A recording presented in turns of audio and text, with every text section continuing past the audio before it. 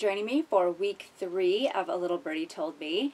A couple more little guys have come through. You guys are doing an amazing job. I can't wait to see more. I know you guys are all working on this little bird. It takes a little while, doesn't it? A couple of these that are coming through, this is their first time doing this kind of sort of freeform embroidery, and they're perfect. You guys are doing so great.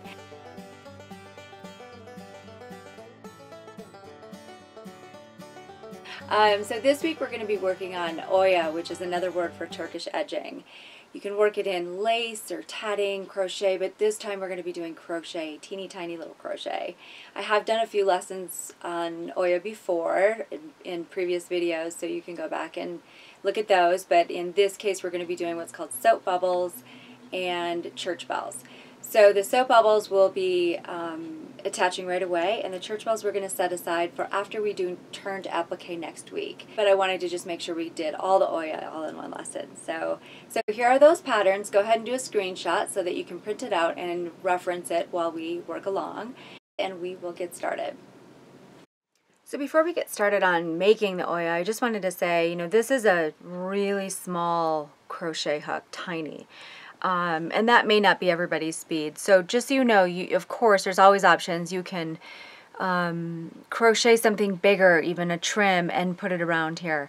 The oya will measure 3/4 of an inch. So just make sure that whatever it is that you do or make to put on there doesn't exceed that, so that your piece is fitting in with the rest of ours if you're not doing the oya. And of course, there's always, like, who doesn't have a million yards of this lying around? You know, lace trim that you could just stitch right on there. You can add beads to the motifs rather than do the oya. So not to worry if oya is just not your thing, because it's real little. Go ahead and use whatever it is that you want to use, and again, it's 3/4 of an inch. All right, but for those of you who are going to brave this teeny tiny little job, here is soap bubbles. So what you're going to need, if you're looking at your list, is size 8 pearl cotton. And just so you know that when you go shop for that, it comes in rolls like this. Pearl cotton 5 and 3 come in skeins. 8 comes in the roll. You're looking for the rolls, the little bolts. You're going to want to string on 7 seed beads per motif that you're going to do. We're going to do 48 motifs if your math is coming out right. I did a little blurb on there about the math. But for those of you who didn't print it out, essentially what we're doing is we've got a 9-inch circle.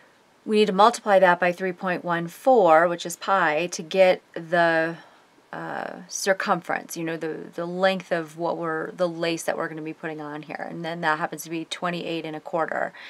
So just doing my gauge, I get 48 motifs per that 20 inches. So basically, once you're done with 48 motifs, you should have a strand, if you're getting to the same gauge as I am, of oya that will go all the way around that circle. So that will be 336 beads that you'll string on if you're going to do 48. Okay, so step 1 is I've got all my beads strung on. Just do a little slip knot. And chain 12. Once you have those 12 on, you're going to pull up your 7 beads.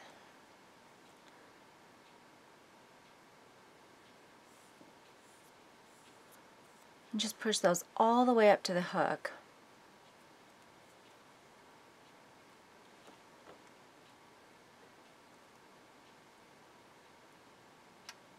And make a chain. So you've got a little circle, little berry cluster there.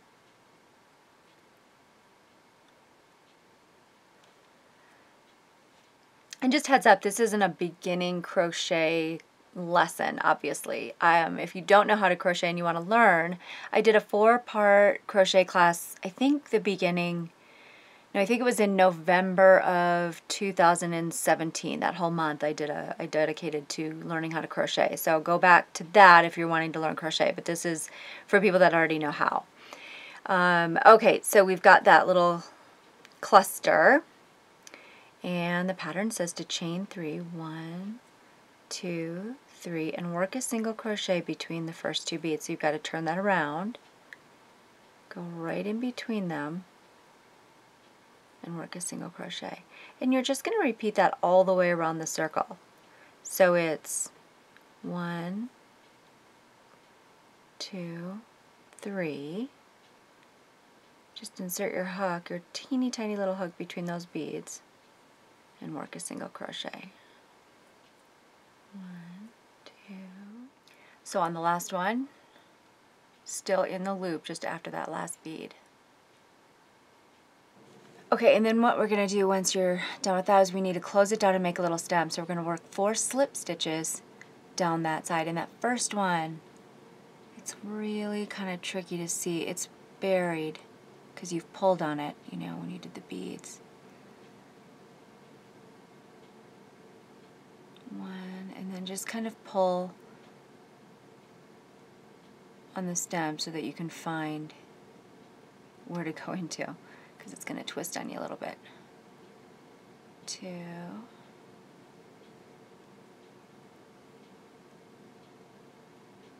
3, and then in the 4th one. And then you're basically just going to repeat that. So it's a pretty simple little pattern. So you're going to go ahead and chain 12, 10, 11, and 12. Pull up 7 more beads. 1, 2, 3, 4, 5, 6, 7. Close it as before. And here's where it gets a little tricky because we're going to join the bubbles together. You know, we want all the bubbles to be connected. So the very first one, you go what you did before, 1, 2, 3, and then turn it around and single crochet between the first 2. But here's where it gets a little funky. So instead of chaining 3, we're going to chain 1. We've got to bring our last soap bubble up to be able to connect them. But it gets a little twisty looking. So basically what I do is I just have it hanging here, and I sort of just pull this up behind it. And then I'll know which one to go into, and it's this one right here. It's always that second bead. So here's your first. We're attaching the second bead of the new one to the second bead ring of the old one. So you're basically just going to go into that second stitch and work a slip stitch, chain 1, and then we're going to continue along doing this as normal. Now, here's where it gets funky, because if you pull it up from behind, sometimes that's a straight line, which it is. But then there are times where it doesn't seem right, where you might accidentally pull it up from the middle, and you see that little twist right in here. That little, if you see that, then you know you've gone the wrong way. So just pull it back out, and then look for your straight line, and then you know you're good. Okay, so, and that's sort of the equivalent of chain 3. So and then it's just easy. That's the only sort of tricky part. Otherwise, the rest of the bubble is worked exactly the same. 1, 2, 3, and a single crochet between the 2. 1, 2, 3. Single crochet between the 2. Okay, and then you know I'll work all the way down, do your chain 4, and then chain 12 again, and then just keep. I'll do another one so you can kind of see what it looks like as they progress. Okay, so here I'm locking my next 7 into place. I go 1, 2, 3, and at this point I need to turn the whole piece. The whole piece will turn in my hand, so that all the bubbles now are facing left. Okay, and then remember that first one is just still a single. Okay, and then we chain 1, and now once this is just hanging here, remember we're just going to bring it kind of up. It's sort of up and even. Go into that second chain of the second loop and just work a slip stitch, because we're just chaining here. And then chain 1, that's your equivalent of chain 3. And look, I've got that funky little twist in there, so I know I needed to pull that up. I need to pull the bubble up from the front, and look at it now, it's perfectly straight. Okay, so that's the only really thing you've got to watch for in this. Otherwise, just sit back and relax and put in a movie and work this very easy to remember pattern until you have 48 motifs. Okay, so before you start sewing on the lace, or particularly the Oya, what you want to do is mark the northeast southwest lines. So what I've done is I've taken a 9.5 inch ruler and centered the little guy in there. Of course you can do this with any ruler. It happens to be kind of easier if you have the square one. And since we started with a 1/4 inch, you know, of course half of 9 is 4.5, but we've got to add that extra 1/4 inch since that's what's kind of on the outside. So I've marked all of those places, and then when I start to sew the Oya on, and remember there's a back and a front side of this. The back of the work when you were working on it actually shows the beads better, so just make sure you're aware of what side is facing up. And start here, and in between this pin and this pin will be 12 if you followed along and did the 48. You know, if you have a multiple of 4, it's much easier to be able to divide them up. Okay, so what you're going to do is go ahead and pin this on, and then I'll come back and show you how to sew it on. But basically what I do is I'll pin it I'll make sure that there's 12, you know, from here to just before that pin, because then on the pin would be number 1 again. Just place a pin in each one, every other one. You know, just pop a pin in every other one just to hold it really secure. And the edging, the stem is going to go right on the edge of your wool. So to stitch it on, pretty simple. We're just going to take a few stitches and just get it locked into place. And we'll do some further embellishing once it's sewn on there. But basically you're just going to use the tails that you had to get these two together. Just throw in a stitch right here, just on the edge, so it kind of looks like the stem is sort of growing out from here. Okay, and then stitch back in, and then let's put a stitch right at the base of it, right between the first 2 beads. And just make sure it's running perpendicular. You know, you don't want to get to a situation where you're getting slanted. Alright, and then, and don't pull too tight, otherwise you're going to jog this guy up, and you don't want to do that. Okay, and then just pop him back down, and then let's run a stitch at the very top. Alright, this thing's going to want to sort of flip up. And move it over because we're going to be attaching these two.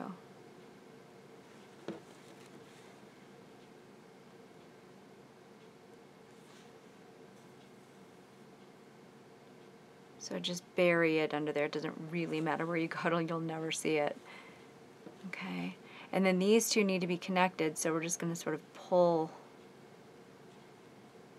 this and connect it.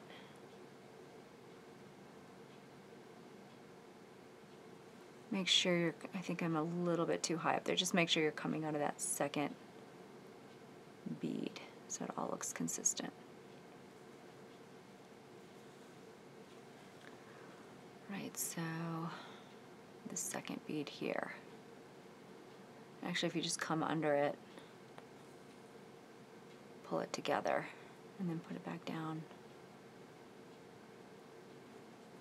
through that again. You know, and then we'll pop this one in. Let's take this pin out. And while we're up here, as long as we're being mindful that we're running perpendicular, that the stem is going to run this way, we can throw in that stitch here. And just pull snugly, not too tight so we don't pucker anything. And then one between the beads.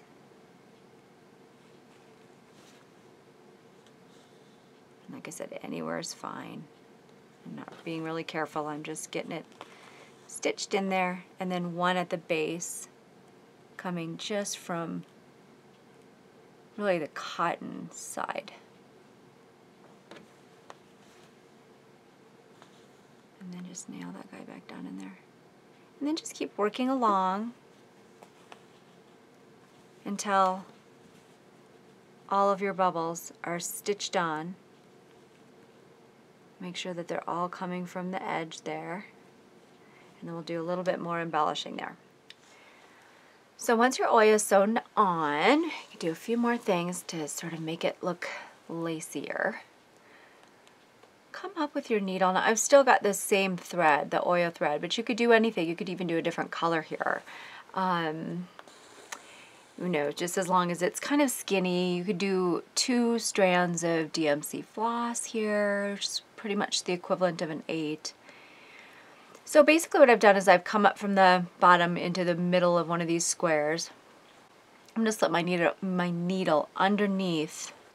See how it lifts that up? I'm going to work a lazy daisy, so I'm going right back into the same stitch, making sure you're over that little guy. Come up just before the join.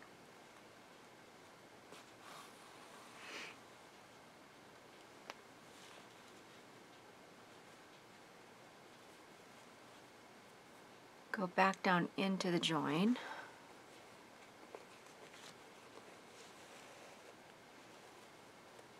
And then come up at the bottom, at the base of that lazy daisy, and we're just going to stick a little bead. And it's your choice if you want to go up and down or side to side. Might as well go up and down here. These beads are your beads B, where I have used the lilac. If you got a kit, you should have 50 of them. And then just pop it back down into that same spot. And then repeat that all the way around the circle. So I'll do another one.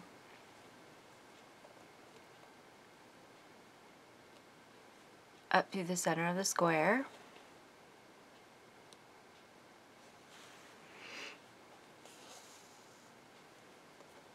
You can use the back of your needle so you don't pierce anything. Go under,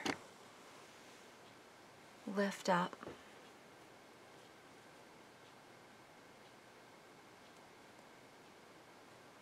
Lazy daisy. Lazy daisy, make sure that the yarn, that the thread is underneath your needle when you pull it up so you can make a loop. Going back down into the join.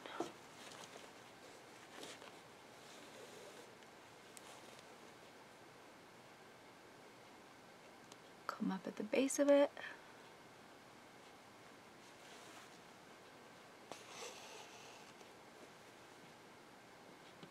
Pick up a bead and go back down. Alright, all the way around your circle. And then once you have that done, we will go on to the individual oya pieces. Alright, so once you've got that embellishment done, this is what you'll look like. Sort of a little floral lace pattern around your bird. Super sweet. Now we're going to do the individual oya pieces that will go on the applique later. And again, if you're not a big crocheter, of course you can work another kind of applique or knit something or crochet something that's sort of similar in look and size, or do nothing at all and just embellish it with embroidery. You could certainly do that too. This oya is a little bit bigger. This hook is a 1.75 millimeter. You could do a 1.8. The thread is a little bit bigger. It's a size 5 pearl cotton. And as far as stringing on your beads, if you're looking at the materials list or if you got a kit, what you'll want to string on first, we're going to start at this end. So what you'll want to string on first are your ending flowers, the last flowers. I'll grab a motif out here that I've done already. So this is what we'll be making.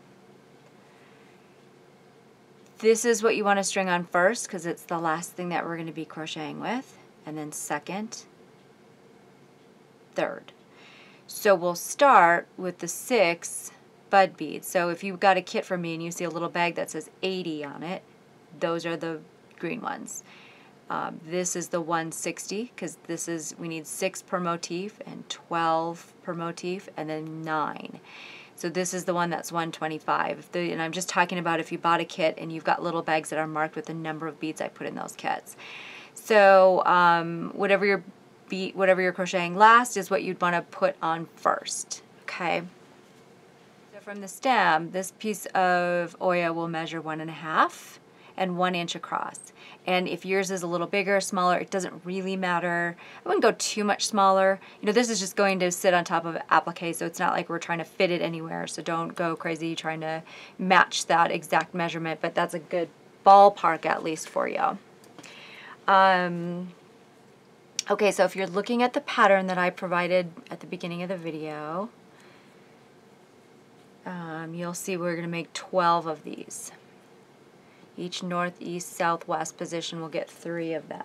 Okay, and then my other hint is just to string beads for like 3 motifs at a time, because you never know what knots or if the yarn is going to split or something down there, the thread is going to split. It's kind of a drag to string all your beads on and then your yarn comes apart or something. So I usually just do for 3 at a time. Okay, so to start this, we're going to chain 5. 1, 2, 3, 4, 5, and then pull up your 6 bud beads, so that's here.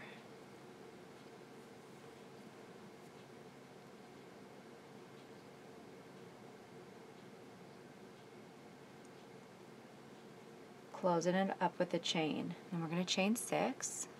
1, 2, 3, 4, 5, 6. Turn this and single crochet right here at the top, right in the middle of those beads. Work a single crochet. Okay, so we're going to establish the little flower bases. So what we want to do is 3 different quads. So we're going to pull up 4 beads, and then chain 1 just means this to close it. Single crochet in the same space, and it says to do that 3 times, so that would be 1.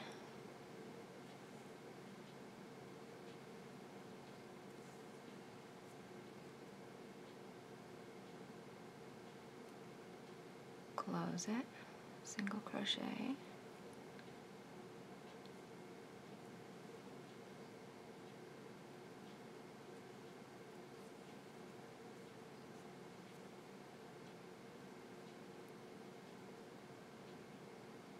Pull up 4, single crochet.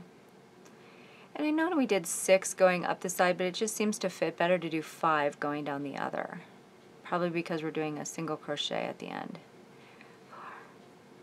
4, 5. Okay, and then right here we're going to work a single crochet.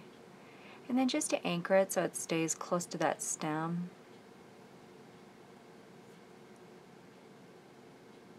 move right up into the very tip of it and just slip stitch it. Okay, now we're going to turn it.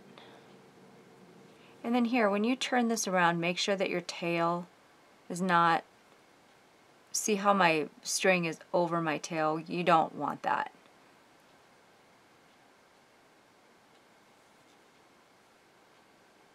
So just pull that tail out of the way. And then we're going to work 6 single crochets up this side. So we've turned it and we're looking at the back of it now. Okay, so 1. And we're working in the loop, not in the stitches, so it's really simple.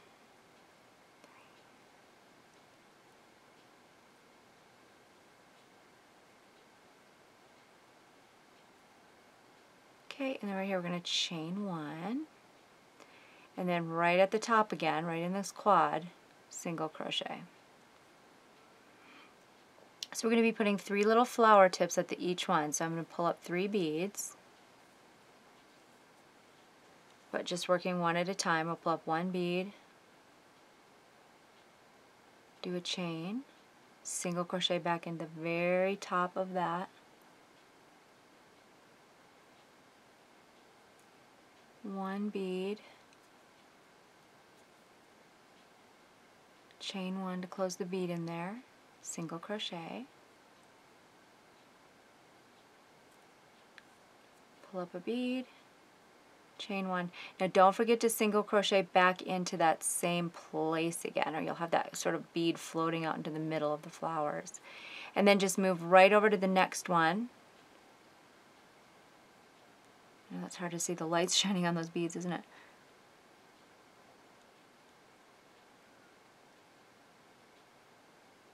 Right at the top, so that there'll be 2 beads on each side of the hook. Work a single crochet, and then pull your 3 beads up and just do that same thing again. 1, single crochet in the exact same spot. 2, single crochet, 3, and then repeat it. Remember to go single crochet and then single crochet into the next one. Repeat that all again. Okay, the last thing you do is single crochet into that very last little box there. Do a chain 1, and then we're going to do 6 single crochets coming back down this side. So remember to stick your hook right in the big portion of it, so it's real simple. 2, 3, 4, and if you run out of room, just scooch the stitches back. They should slide right along that little chain that you made previously. All right, and then just to get the stem a little stiffer, we're going to do 4 slip stitches right down the side. This is a little harder to find.